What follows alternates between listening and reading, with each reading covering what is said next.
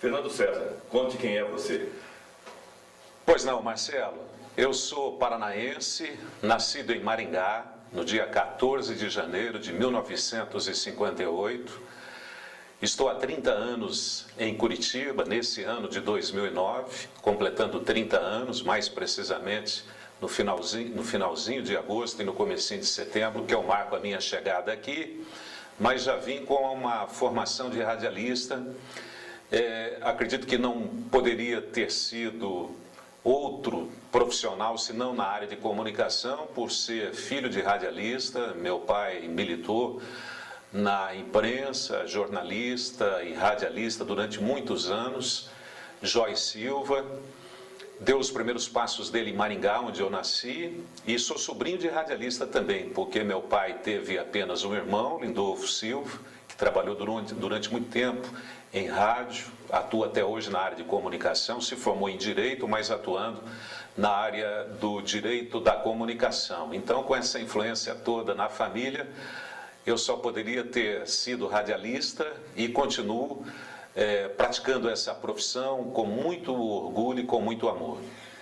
Se não fosse radialista, qual profissão seria? Pensou nisso? Nunca passou pela sua cabeça?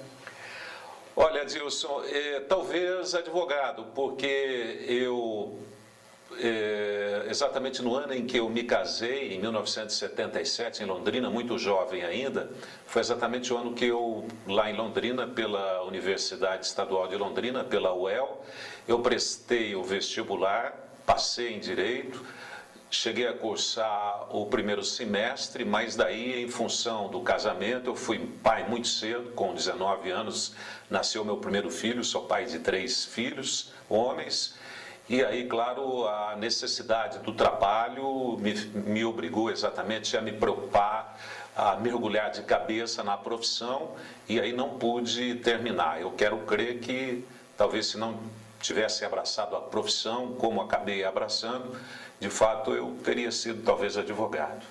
30 anos de carreira, Fernando, como é que começou a tua história no rádio? Olha, Mário, um pouquinho mais de 30 anos, porque são 30 anos de Curitiba. Eu comecei um pouco antes, uns 3, 4 anos antes. Estou, aliás, completando nesse ano 35 anos de carteira, né, de registro, agora no mês de junho. Como eu falei, a influência ela foi muito grande, porque em 1971, pouco depois da Copa do Mundo, meu pai já apaixonado por rádio, comentarista e gerente de rádio pela antiga rede Coligadas. Depois eu vou poder explicar um pouquinho sobre essa rede, que foi importante também no cenário do rádio brasileiro. Meu pai teve a oportunidade de ser proprietário de uma emissora de rádio. Ele era já gerente da Rádio Difusora de Maringá e tomou conhecimento que tinha uma emissora de rádio à venda em Cruzeiro do Oeste. Meu pai, há pouco tempo, ele tinha adquirido um sítiozinho ali na região de Campo Mourão, e aí o que ele fez? Ele vendeu aquele sítio, levantou recursos, fez financiamento, etc., e conseguiu ter a primeira emissora de rádio dele, que foi em Cruzeiro do Oeste. Nos mudamos para lá, eu, garoto, muito jovem, devia ter nessa época, eu sou de 58, estou falando de 71, meus 12 anos de idade. E aí nos mudamos para lá e, claro, comecei pelas mãos do meu pai a conhecer o que é uma estação de rádio, uma emissora de rádio. E a gente costuma dizer para o Adilson Arantes, que já está aí há algum tempo, você também, Mário Neto, que veio do interior, veio de União da Vitória e já passou a receber influências também do rádio. Eu e o Marcelo Ortiz, da mesma forma, em que pese a sua história, Marcelo, esteja ligada com Curitiba, mas a gente costuma dizer que o interior é a escola do rádio. Escola do rádio, porque ali você faz de tudo, você é operador de rádio, você é discotecário, de repente precisa de um noticiário, um noticiarista, às pressas você vai e acaba lendo o noticiário, grava um comercial, enfim, você acaba aprendendo muitas coisas.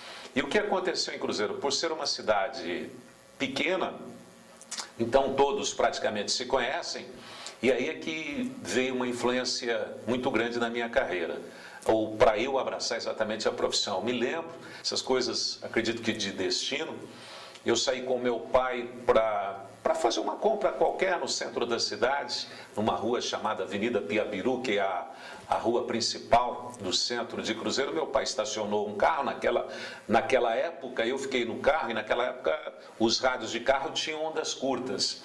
E eu, já começando a despertar o interesse pelo rádio, era um domingo, eu consegui sintonizar naquela região do norte do Paraná. As emissoras de São Paulo entram com muita facilidade. Eu sintonizei a Rádio Bandeirantes de São Paulo e ouvi uma transmissão de uma final daquele Campeonato Paulista de 1973, em que o Fiore Gilhote estava transmitindo. O Fiore, claro, no auge, um mito como narrador esportivo, e aquilo realmente mexeu comigo. As palavras, os chavões, abrem-se as cortinas, começa o espetáculo, torcida brasileira e tantos outros chavões que marcaram exatamente essa história bonita do Fiore Gilhote. Aquilo me mexeu. Eu falei, puxa, que coisa linda, coisa fantástica, esse profissional, eu nem sabia quem era Fiore Gilhote. E ali, estudando em Cruzeiro do Oeste, coisa de destino também, eu morava muito perto de um cidadão chamado Oscar Santos. Ele é 6 meses mais velho que eu e irmão do Osmar Santos. Oscar Ulisses, hoje ele adotou esse nome. Aliás, ele usou, em vez de Santos, que era o último sobrenome dele, Ulisses, em função quando da ida dele para São Paulo, para não ter aquela comparação com o irmão, que depois, mais tarde, eu posso falar, o que o Osmar acabou influenciando toda a minha geração de narrador esportivo. E, além de morarmos muito perto, questão de 2, 3 quadras, estudávamos na mesma classe, fazíamos o colegial na época. E um belo dia, o Oscar, já influenciado pelo irmão, ele falou, puxa, Fernando, teu pai é proprietário de uma emissora de rádio, será que ele não daria uma oportunidade para a gente? E a gente foi se tornando muito amigo. Será que ele não daria oportunidade para a gente trabalhar na rádio difusora? E aí eu cheguei no meu pai, então, Joyce Silva, falei, pai, olha, eu tenho um amigo assim, estudamos juntos, meu melhor amigo, ele pediu uma oportunidade, o irmão dele é narrador, eu nem imaginava o que era o Osmar Santos. O irmão dele é narrador e tal, e ele pediu essa oportunidade para trabalhar na rádio. E meu pai, aquele jeitão dele exigente, falou, olha lá, hein, e tal, veja o que você está me arrumando. E o sonho do Oscar, claro, já influenciado pelo irmão, era ser narrador esportivo. E ali começou uma influência muito forte, porque os pais do Osmar, o seu Romeu, o pai, Dona Clarice e a mãe, para acompanhar a trajetória, o Osmar recém-chegado em São Paulo, na Rádio Jovem Pan. A Rádio Jovem Pan, a família do Tuta, tinha a Rádio Jovem Pan e a Record. Então, quando tinha futebol, eventualmente, a Rádio Record, às vezes, cedia as ondas curtas para a Rádio Jovem Pan, e a maneira da gente acompanhar o Osmar Santos transmitindo os jogos em São Paulo. Então, ouvimos em ondas curtas, o Oscar, claro, a influência pelo irmão e eu pelo amigo, e depois eu tive contato com o Osmar. O Osmar, ele muito ligado à família, ele passava as férias dele lá em Cruzeiro do Oeste, e claro, e aí a gente começou a conhecer aquele personagem, uma figura realmente fantástica, e que quis o destino mais tarde, todo mundo conhece a história, que num acidente ele perdesse exatamente aquilo que mais dependia da vida dele, que era a voz para poder transmitir as partidas de futebol. Então aquela influência realmente foi muito forte. Tudo isso realmente acabou me influenciando para ser o que eu sou, narrador esportivo. Fernando, você tem um estilo próprio de narração, né? Como é que surgiu esse estilo? O Osmar, por tudo isso, foi a maior influência? O Fiore, pelo que você acompanhou como garoto? Quais são suas influências, seus referenciais como narradores? Bom, Marcelo, aí você toca um ponto que realmente é importante para a gente, porque quando você começa em toda atividade, você acaba se espelhando em alguém. Eu quero crer que é assim com um jogador de futebol, enfim, toda atividade profissional você acaba se espelhando em alguém. Agora, eu tive a sorte da minha geração e de poder ter vivido talvez um dos momentos mais importantes do rádio. Porque eu me lembro que pelas mesmas ondas curtas lá em Cruzeiro do Oeste, eu via Hélio Ribeiro, né, O Poder da Mensagem, que tinha um programa, não tem nada a ver com futebol, ao meio-dia, pela Rádio Bandeirantes, que era uma coisa de louco, né? Quem pôde ouvir Hélio Ribeiro pode mais ou menos imaginar o que está passando agora pela minha cabeça, o tipo de comunicação que ele passava pelo rádio. Mas especificamente no futebol, então eu pegava assim fragmentos, porque eu gostava de tudo. Então, por exemplo, no Rio de Janeiro, tinha na Rádio Globo, transmitia meio tempo Jorge Cury e meio tempo Valdir Amaral. Então olha só de quem a gente está falando. Na Rádio Tupi, ao lado da Rádio Globo, outra figura fantástica, um profissional notável, um dos mais respeitados, o Dualcey Bueno de Camargo. Inclusive ele tinha um programa, como a gente tem na Rádio Banda B, à noite, todas as noites, quando não tinha jornada esportiva, ele e o Dualcey, ele apresentavam um debate, e a maneira que ele conduziu o debate era muito legal, porque é diferente, não havia... os principais temas do esporte eram debatidos, mas com muito respeito entre eles, era bacana aquilo, era muito legal o respeito que cada um tinha naquele instante, acompanhando aquele debate. E correndo por fora, entre aspas, como a gente costuma dizer, pela Rádio Nacional, tinha o garotinho, Zé Carlos Araújo.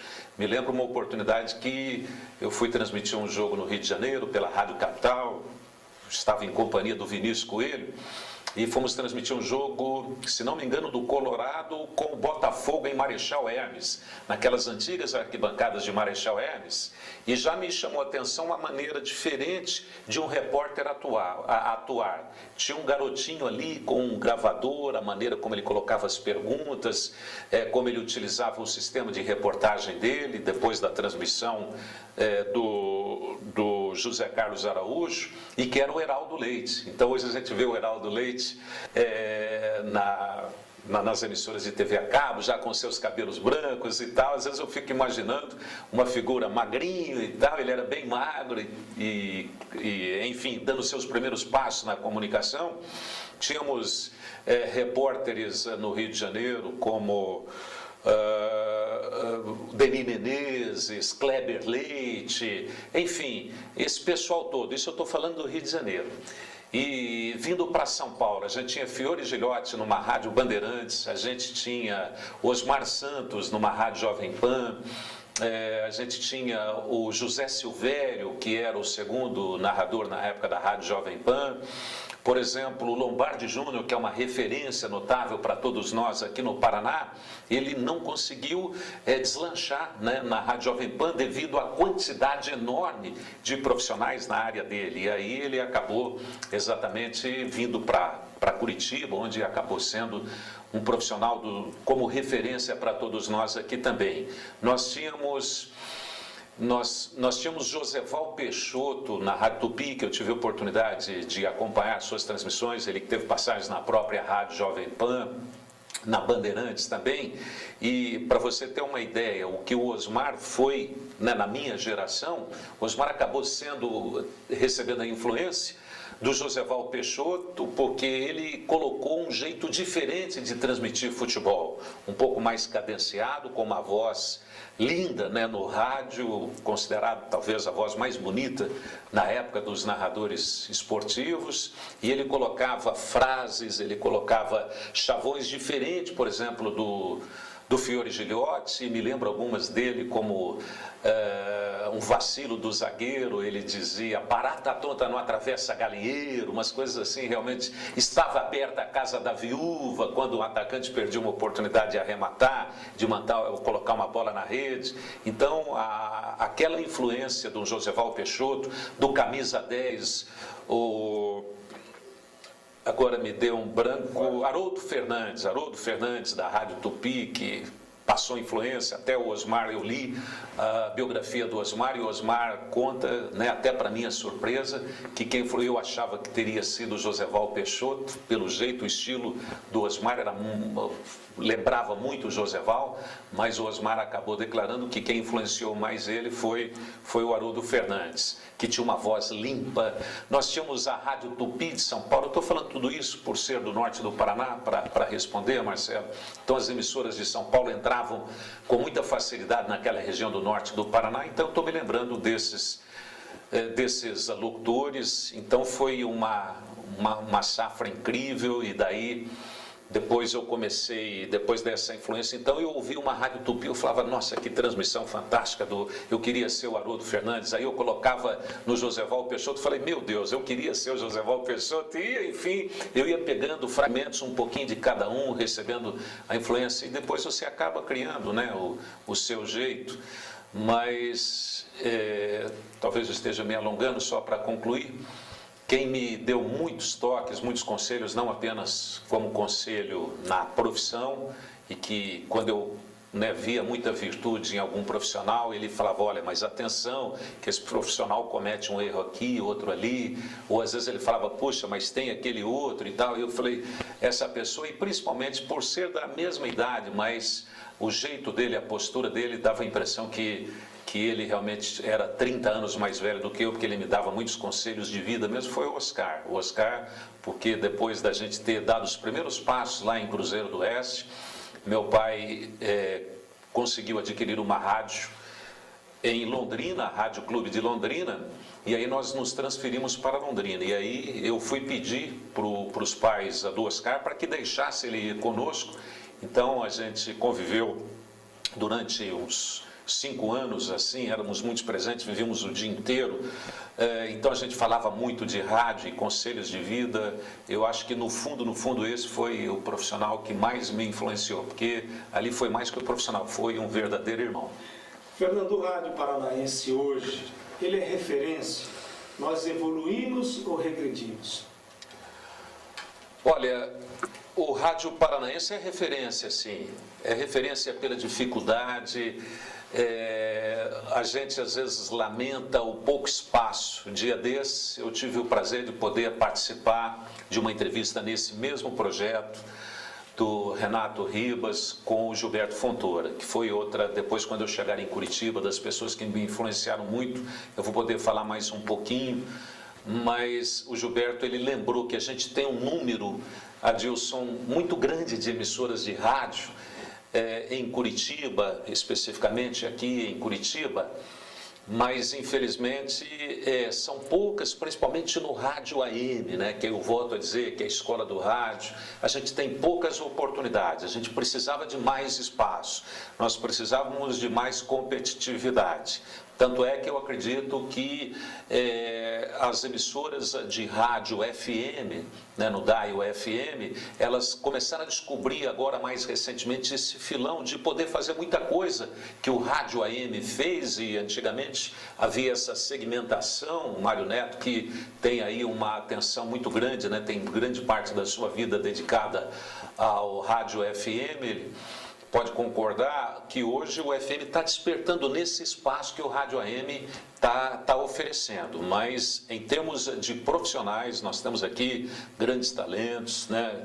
Eu tenho até medo de citar nomes aqui, porque você sempre acaba cometendo injustiça. Mas grandes profissionais nossos foram brilhar nos chamados grandes centros, no eixo Rio-São Paulo, onde a competitividade realmente é muito forte. A gente pode lembrar aí, mais recentemente nessa área artística, a nova geração, a gente tem um Mário Neto que conduz isso muito bem, mas antes dele, um Gilberto Fontoura, um Jair de Brito, né, que trabalhou nas grandes emissoras de São Paulo, Rio, inclusive televisão, Euclides Cardoso. Enfim, nós temos esses profissionais que têm uma cabeça realmente muito aberta, e nós somos suspeitos porque temos a sorte de trabalharmos num prefixo onde o proprietário é um radialista, o Luiz Carlos Martins, e ele vibra com o rádio, ele é um apaixonado pelo rádio, então ele procura fazer o rádio da maneira que a gente gosta, né? Fazendo aquela chamada amarração de programação com o radiojornalismo, que você conhece tão bem, com o rádio esportivo, com os comunicadores, né? Enfim, eu acho que é dessa maneira que a gente precisava ter. Temos profissionais à altura. O que talvez esteja faltando para a gente é um pouco mais de espaço, e principalmente na área do rádio AM. Fernando, você lembra da tua primeira narração, o primeiro jogo que você narrou? Quem eram os seus companheiros do jogo? Isso eu gostaria de saber. Olha, Transmiti futebol de salão, na época em Londrina o futebol de salão era muito forte, eu me lembro inclusive o Gil Rocha, né, que trabalha aqui com a gente, atuava até no futebol de salão como bandeirinha, mas já estava fazendo jornalismo e queria ter uma oportunidade. Então os meus primeiros passos, só para sintetizar, foi eu pegava um gravadorzinho, primeiro como repórter, eu tive a sorte, Londrina também é um celeiro de grandes profissionais, eu tive a sorte de trabalhar sempre ao lado de grandes profissionais. Na Rádio Clube de Londrina eu trabalhei com o Chico Natal, talvez vocês conheçam, Chico Natal trabalhou na Rádio Gazeta de São Paulo, ele é de Londrina, depois de brilhar em Londrina ele foi para São Paulo, onde trabalhou na Gazeta, na Jovem Pan, fez uma Copa do Mundo em 74, dono de uma das vozes mais lindas com quem eu pude trabalhar, um narrador clássico, e com ele eu aprendi. Eu ali comecei a dar os primeiros passos como repórter, eu e o Oscar já com uma determinação de ser narrador, eu ainda estava um pouquinho indeciso, eu não sabia se eu queria ser disc jockey, que eu apresentava um programa assim, dessa maneira, na Rádio Clube, eu não sabia se eu também queria ser narrador, porque eu já vibrava com os narradores, ou se eu queria ser repórter, mas normalmente você começa na área do futebol fazendo reportagem, então foi muito curto, mas ali eu trabalhava com o Chico Natal, com o Fiore Luiz, com o próprio Oscar. Depois o Oscar começou a narrar, também a ter mais oportunidade como narrar, eu fazia algumas reportagens, transmitia meus jogos pelo futebol de salão. Depois o Oscar acabou indo para São Paulo, abriu um maior espaço para mim em Londrina, o Darcy Machado, comentarista dessa equipe na época do Chico Natal. Foi um dos comentaristas assim de maior talento com quem eu tive a oportunidade de trabalhar. Improviso, igual o Mário, eu trabalhei com vários comentaristas, mas igual o Fantástico era o apelido dele, igual o Darcy Machado, com a facilidade, tanto é que a Rádio Jovem Pan tentou levá-lo várias vezes para São Paulo, e ele muito ligado com a família dele em Londrina, está lá até hoje, a esposa dele é de lá, ele não aceitou, mas por diversas vezes ele teve oportunidade. O próprio Brasil Filho também, que trabalhou na Rádio Bandeirantes, era de Londrina.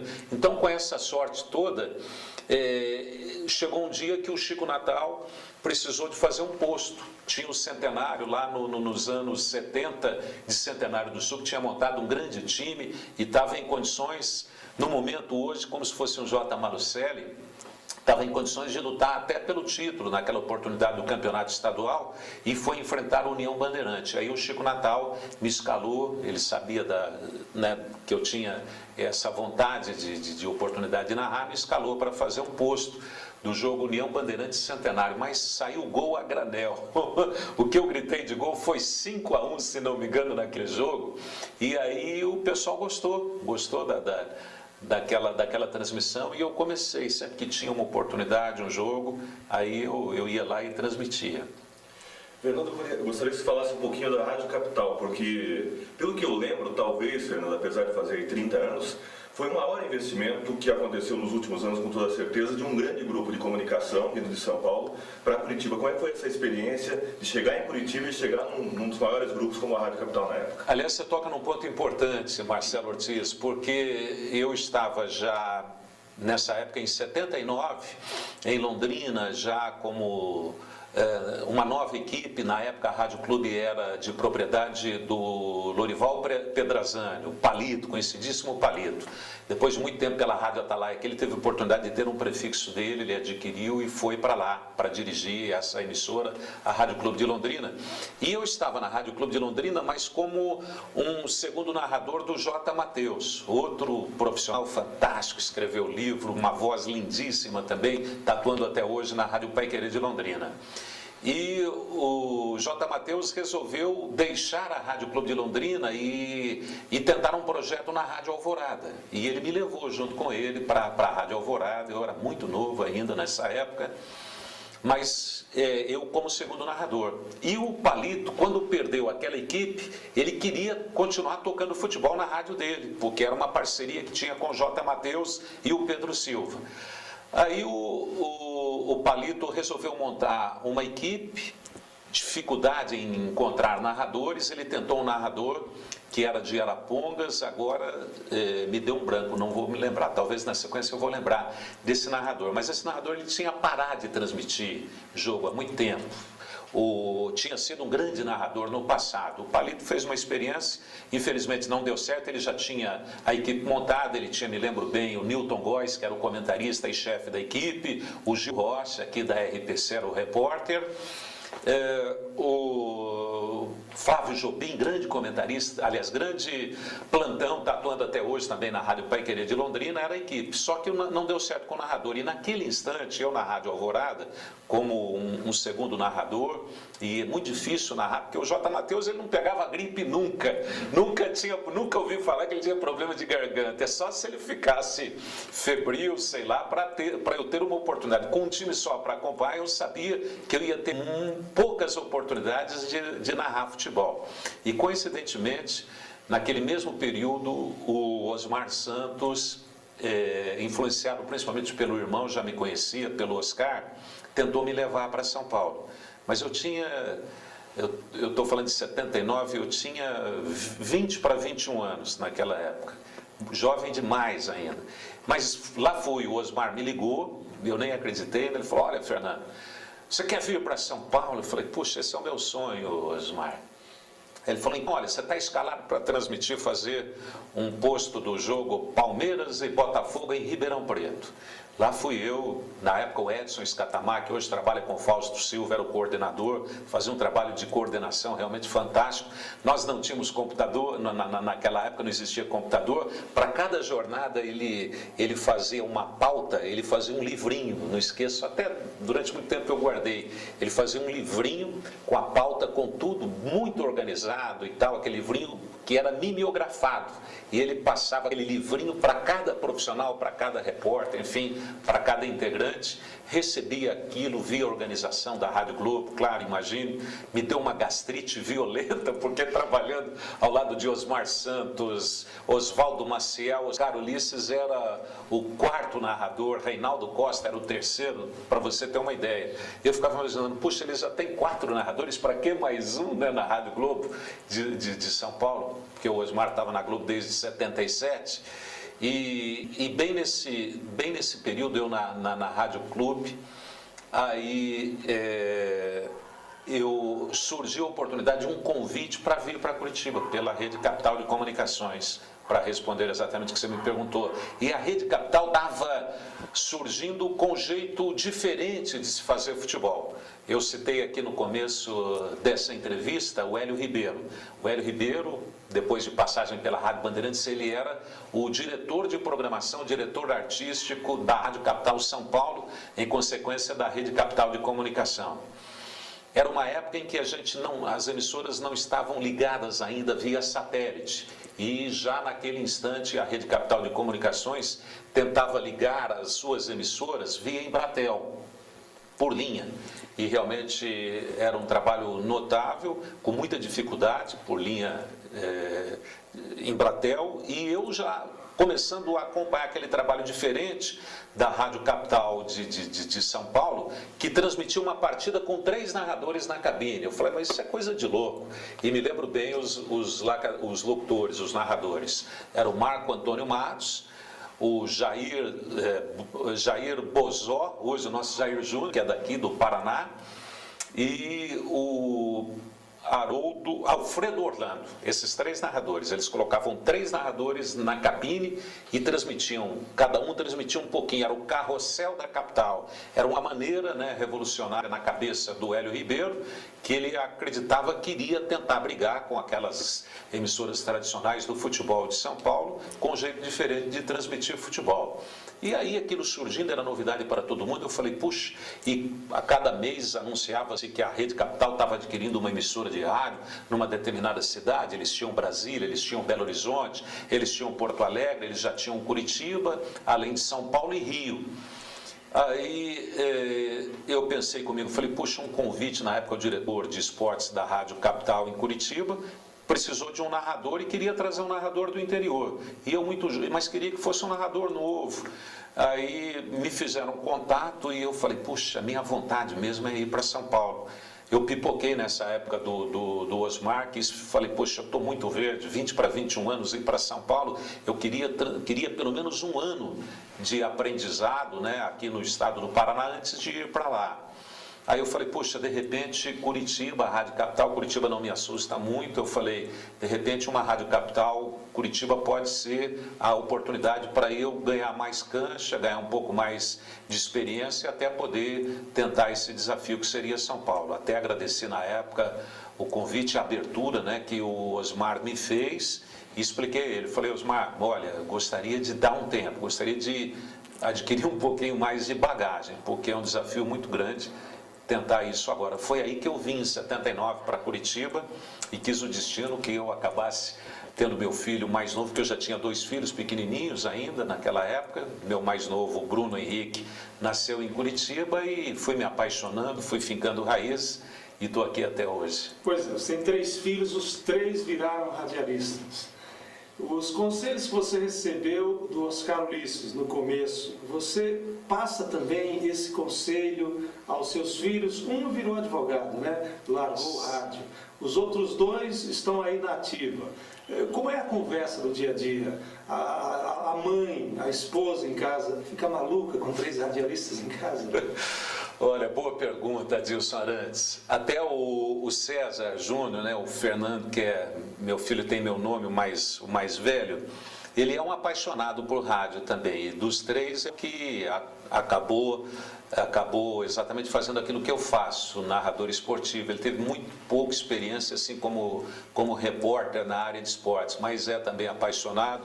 Ele deu essa preferência, né, por coincidência, eu que não consegui concluir o curso de Direito, ele concluiu agora, no ano passado, acabou tornando-se advogado. Ele quer trilhar exatamente nessa área, mas ele também é apaixonado por rádio.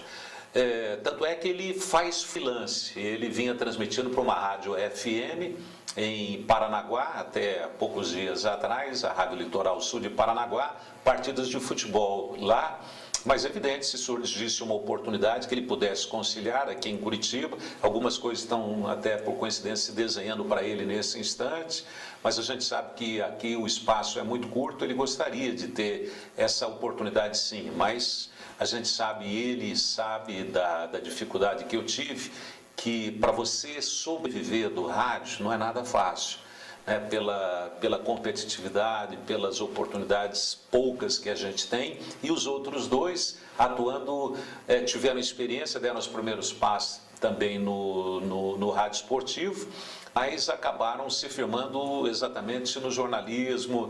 Um deles se formou recentemente, o Tiago Silva, e trabalha com você, inclusive na Rádio Banda B, e na RIC também, atuando na profissão, e o Bruno, que é o caçula, também está atuando nessa área. Eu gosto, eu sinto orgulho, sei da dificuldade, ao mesmo tempo eu sei que não é fácil sobreviver do rádio. É comum você ter várias atividades simultaneamente para poder fazer um salário que possa lhe permitir a dar sustento na sua família. É assim nos grandes centros, e Curitiba não foge à regra. De repente você precisa ter 2, 3 rendimentos, enfim, para você fazer um bom salário. Infelizmente, ainda mais agora, né, quando se fala muito em crise, é dessa maneira. Mas, por outro lado, hoje não, hoje eu dou mais liberdade, mas a pior coisa do que talvez ser radialista é ser filho de radialista, né? Principalmente porque o pai é muito exigente e eu judiei demais deles, né? Dos 3. Judiei demais porque o pai quer sempre que o filho seja, né, melhor e muito melhor. Então, claro, eu sempre cobrei, mas depois eu acabei tendo toques, né? Agora até há pouco tempo, falei, não, deixa eles, não adianta você estar dando conselhos, principalmente na área profissional. Primeiro, a pessoa tem que gostar muito, né? Tem que ouvir muito, tem que pesquisar, tem que investir. O conselho que eu dou é exatamente nesse investimento que eles precisam ter, né? Eles mesmos provocar esse investimento. Primeiro, ter uma faculdade, né, de jornalismo, ler muito, acompanhar programas jornalísticos. Eu acho que é isso que acaba enriquecendo. E sobre a questão de ser pai numa profissão, o que me preocupa é o seguinte: ao mesmo tempo, nós, além da sorte de poder trabalhar numa boa empresa, né, de comunicação, A gente sabe que o rádio ele é tão difícil você sobreviver com o rádio, que quando você consegue sobreviver com o rádio, você fala, puxa vida, né, atingiu o objetivo, e que a gente sabe que não é nada fácil. Quando você chegou em Curitiba, Fernando, quem foi que te recebeu? Quem é que estendeu a mão para você e falou, esse é o cara, vou ajudar, e apostou em você quando você chegou aqui? Olha, puxa, eu tive essa sorte assim de sempre, né, estar cercado, e sou uma pessoa que acredito muito em Deus, e Deus acaba, né, te protegendo nessa área, colocando pessoas, né, que te ajudem. Eu me lembro que quando eu cheguei na Rádio Capital, eu tinha uma expectativa enorme, e nos primeiros dias, ou talvez nos primeiros meses, eu não encontrei naquele instante na área do esporte, porque o esporte até então não era controlado pela rádio, o profissionalismo que eu sonhava. Mas logo depois eu tive a sorte que, na época, o diretor da Rádio Capital era o Cândido Martins de Oliveira, que foi secretário e que também gostava muito de comunicação. Ele acabou dando força para o diretor de jornalismo, que é o Dorival Selbach, uma pessoa que me deu muita força, que viu virtudes, né, na gente como profissional. E logo em seguida eu me lembro que trouxeram para dirigir o departamento de esportes da Rádio Capital o Munir Khaluf. E o Munir Khaluf, que Deus o tenha, saudoso, foi um chefe de equipe assim fantástico, nossa, com uma história de vida maravilhosa. Tive por ele assim uma ligação muito grande. Naquele curto espaço também eu tive a sorte de conviver com o Dirceu Greza, que foi um dos comentaristas, uma figura humana também fantástica. Nestor Batista, eu me lembro que os comentaristas eram o Munir Khaluf, que era o comentarista e chefe desta equipe, o Nestor Batista era um dos comentaristas, o Vinícius Coelho também era um dos comentaristas. Então, Luiz Augusto Xavier era um dos narradores, Rosildo Portela, outro narrador. Naquele período eu pude trabalhar como repórter com Manuel Fernandes, pai do Marcelo Ortiz, que eu tive uma infinidade também muito grande, uma figura fantástica. Eu começo a citar nomes, depois vieram Josias Lacor, Paulo Musman no Foguetinho, Jurandir Carioca, que nos deixou, né, que lamentavelmente já não está convivendo com a gente, que faleceu há poucos anos atrás, Gersi Fernandes, e puxa, pessoas fantásticas. E logo depois da Rádio Capital veio um convite para me transferir para a Rádio Independência. E foi outra tremenda sorte, porque o diretor artístico da Rádio Independência, em 1981, era o Gilberto Fontoura, que me deu essa oportunidade. E ali o Gilberto ele já tinha contratado Luiz Carlos Martins, naquele mesmo período, para ser o comunicador, né, nas manhãs, Algaci Túlio na área policial, e aí resolveu o Gilberto Fontoura montar uma equipe de esportes. Me lembro bem, março de 1981. E eu tive a honra, o prazer, na época a Rádio Independência pertencia ao Grupo Positivo, e que dava todas as condições, oferecia todas as condições técnicas, enfim, financeiras, para que pudesse se fazer um rádio realmente bem competitivo. Montou-se uma equipe que não era muito grande, mas eu me lembro bem daquela equipe. O plantão era o Odemar Kramer, que infelizmente nos deixou há poucos dias, o professor Odemar Kramer. O chefe da equipe foi o Ayrton Cordeiro, e que narrava também, ainda estava narrando. O Ayrton Cordeiro, na época, era deputado federal e até me passou uma responsabilidade muito grande de me escolher como coordenador de esportes daquela equipe. Os comentaristas eram Marcos Aurélio de Castro e o Raul Maza, do Nascimento, grandes comentaristas também, falavam com muita facilidade. E os repórteres muito experientes também, o J. Agostinho cobrindo Curitiba, o Dias Lopes cobrindo Colorado e o Augusto Mafuz cobrindo o Clube Atlético Paranaense. Então, com uma equipe tão experiente como essa, eu tive a sorte, porque o mais novo da equipe era eu, e então eu fui convivendo com essas cobras, entre aspas, né, já com muita experiência no rádio esportivo.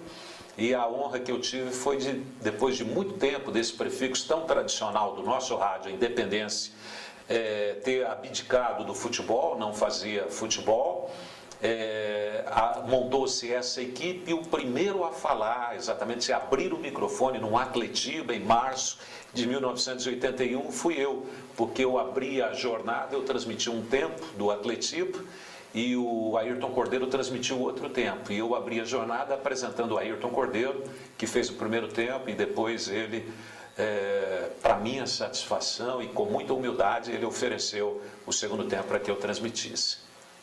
Fernando, você comentou sobre, lá no início da tua carreira, a chance de ir para São Paulo. Depois, você teve um novo convite, Fernando. Como é que foi essa escolha? Aí já uma opção como um profissional formado, a opção por Curitiba e não por São Paulo, um mercado mais competitivo. Olha, Marcelo, e aí mais uma vez aí pesou a amizade, né, o conhecimento do Oscar. Houve uma sondagem do Hélio Ribeiro pela Rádio Capital, nesse período que eu estava na Rádio Capital, ele pediu para que gravasse uma transmissão minha e tal, e queria mais detalhes. Mas daí entrou o aspecto, na época, o aspecto financeiro. A oportunidade que eu teria seria para ganhar a mesma coisa que eu estava ganhando na época aqui, pela Rádio Independência, que eu trabalhava na Rádio Independência e trabalhava na Brasil 104, que era uma FM. Então eu fazia praticamente 2 salários. Então eu coloquei falei, puxa vida, deixar Curitiba, com toda a qualidade de vida que Curitiba oferece, para você tentar brigar, né, exatamente num campo ainda mais competitivo que é São Paulo, com todas aquelas cobras criadas, e tem que viver exatamente com financeiramente aquilo. A gente sabe que o custo de vida lá é muito mais caro. Eu acabei tendo a opção, não forcei, né, não insisti para que realmente pudesse me transferir para lá. Fiz questão de continuar aqui e não me arrependo, não. Fernando, o rádio é tão competitivo, né? No popular, é um querendo passar a perna do outro, e você foi chefe de equipe há muitos anos na estrada, há muitos anos falando no microfone. Como é que você faz? Qual é o segredo para se manter o gente boa da classe? Porque todo mundo gosta de você. Qual é o segredo? Bom, obrigado, Adilson. Olha, o que ocorre é o seguinte, Adilson. Bom, a primeira, a sorte, né, que Deus encaminha você a estar cercado sempre de boas pessoas, a dificuldade que o rádio oferece. Então talvez seja até um defeito, eu não vejo assim os colegas, muitas vezes às vezes interpretam mal, não vejo assim concorrentes como adversários, né, como às vezes se coloca. Eu procuro me colocar na pele dessas pessoas, porque amanhã ou depois você pode estar junto, né? E o mais importante é a convivência, a harmonia. Nas viagens é assim, né? Uma pessoa dependendo do outro, de repente você tem uma dificuldade técnica, um companheiro pode te auxiliar. Então, realmente, eu acho que é por aí, é tirar esse lado, é você entender que estão todos no mesmo barco, porque durante esse período, só de Curitiba, 30 anos, completando nesse ano, então eu experimentei todos esses lados, experimentei a condição de trabalhar sendo contratado, às vezes em que fui chefe de equipe, não foi uma escolha minha, né? Nunca tive essa pretensão, foi colocações e na maioria das vezes imposição do prefixo, né? Na própria Rádio Independência tive várias experiências como contratado, depois como chefe de equipe, depois como parceria, depois divisão de cotas, enfim, todo esse tipo de experiência. E trabalhei em momentos de Ibope lá em cima, em momentos de Ibope lá embaixo, né? Então essas coisas não me assustam, assim, essa questão da pressão. Eu sei que o importante realmente é você estar bem com seus companheiros. Hoje estou no prefixo A, o fulano está no prefixo B, amanhã a gente pode estar juntos no mesmo prefixo.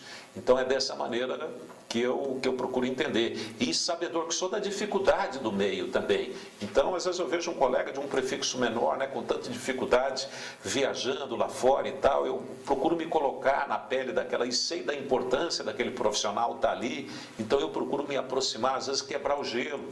Já vi, às vezes, né, pessoas não se olharem, companheiros e vejo isso com tristeza, colegas, às vezes, por uma competição que realmente não tem nada a ver.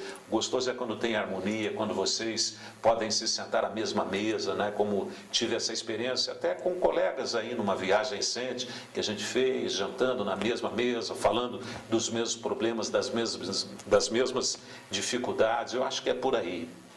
Fernando, nesse tempo todo de estrada, alguma gafe inesquecível no rádio? Alguma história engraçada que aconteceu com você? Assim? Ah, várias. No futebol, por exemplo, me lembro um jogo que eu estava transmitindo, até com o Manuel Fernandes, que eu citei aqui, isso eu nunca esqueço, um jogo do Vanderlei do Cid. Ele veio apitar um jogo do Atlético Paranaense na Baixada, um jogo, se não me engano, contra o Americano de Campos pelo Campeonato Brasileiro. E num determinado momento do jogo, começou o jogo lá pelos 15, 20 minutos do primeiro tempo, de repente o árbitro dá um pique e vai direto para o vestiário.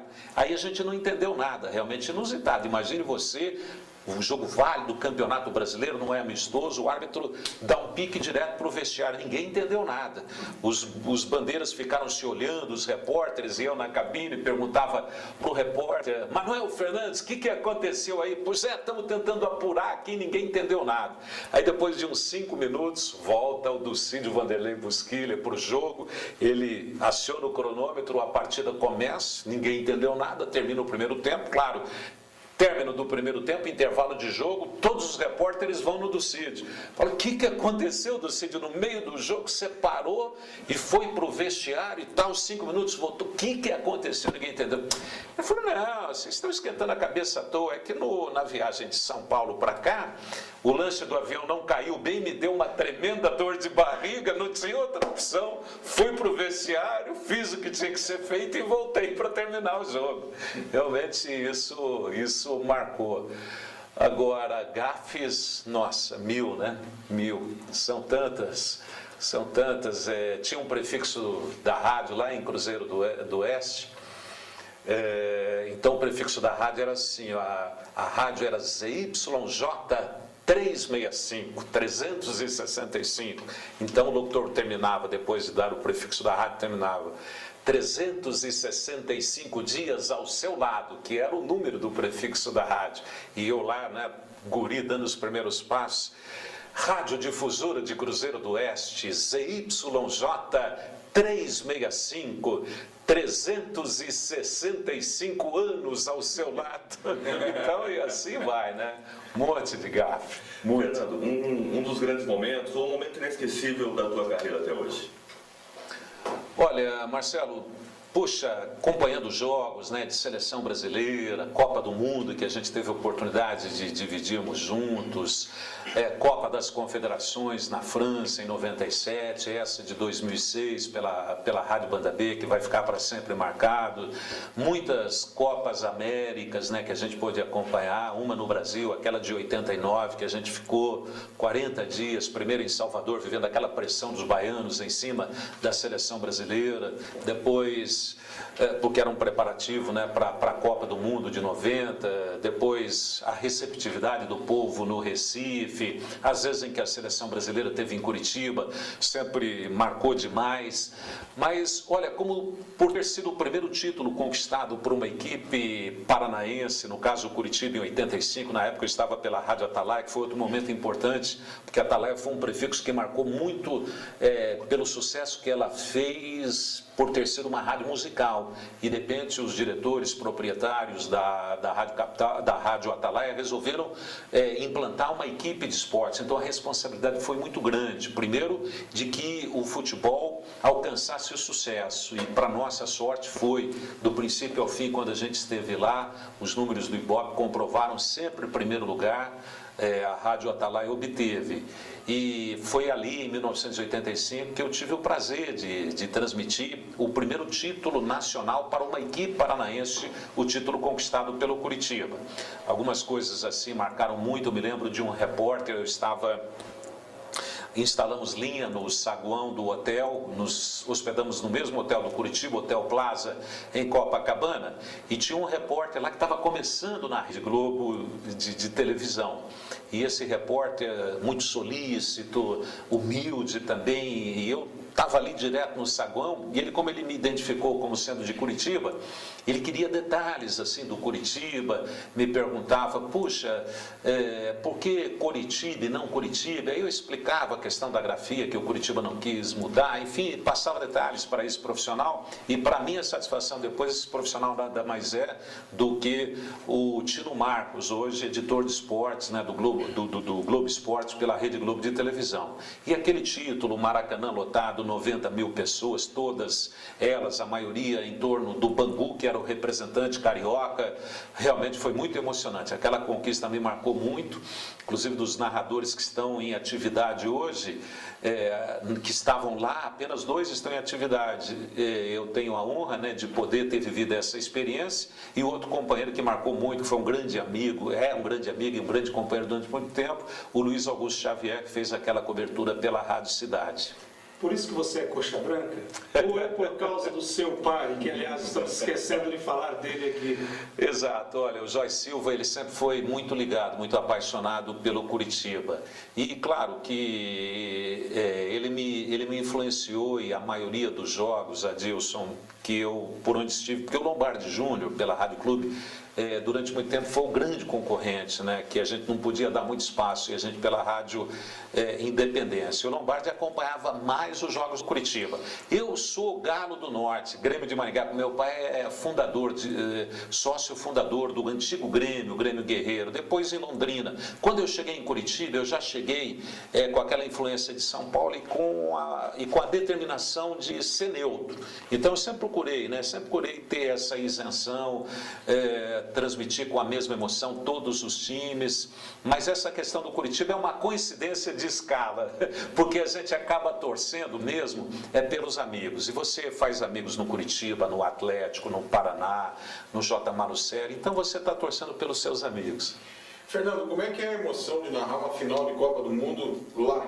Você esteve na Alemanha e narrou a final da Copa do Mundo? Mário, é uma experiência realmente fantástica, porque para o jogador de futebol, o sonho dele é vestir a camisa de uma seleção. E eu quero crer, para um narrador de futebol, para um repórter, para um comentarista, o sonho é poder cobrir um evento desta natureza.